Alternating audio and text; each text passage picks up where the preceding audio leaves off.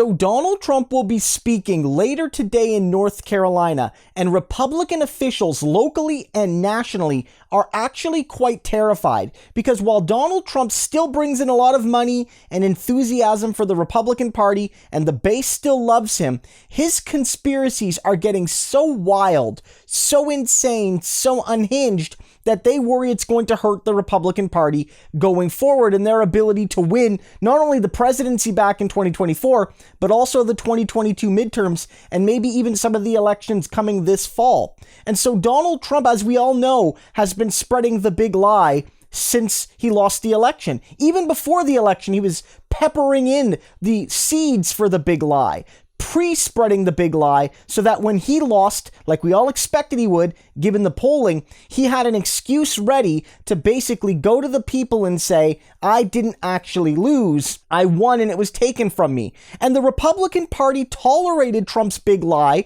more than tolerated it. Most Republicans went along with it 110%. But then he went too far.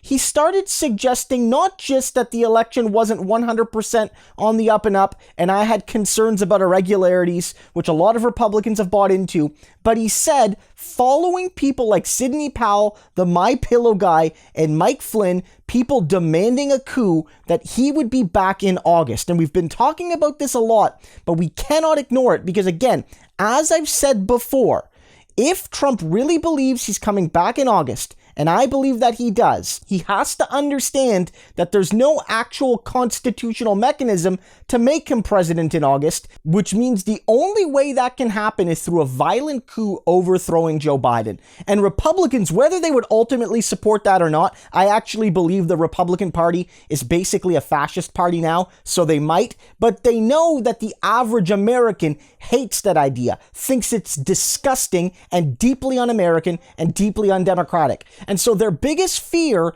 is that Donald Trump is going to get up on that stage in North Carolina and get up on other stages as he re-enters public life and continues to spread that particular lie, which is why we're going to talk about it, because this is the sort of thing that they feel is going to sink them. They think, okay, every midterm election, pretty much, the party that loses in the year before, 2 years before, they gain some seats. And so with a tied Senate and a very close House, without a whole lot of gains, we can win back 2 of the 3 branches in 2022. The only thing that can stop us is a lunatic ex-president that's telling people, I want to violently overthrow the guy that beat me in 2020. And that's what Donald Trump has been saying behind the scenes. So don't stop talking about it. Don't stop telling people about it. Don't stop saying to folks, look, Donald Trump thinks that he can come back to power through a violent coup in August through people like Mike Lindell and former General Mike Flynn and Sidney Powell, the Kraken lady,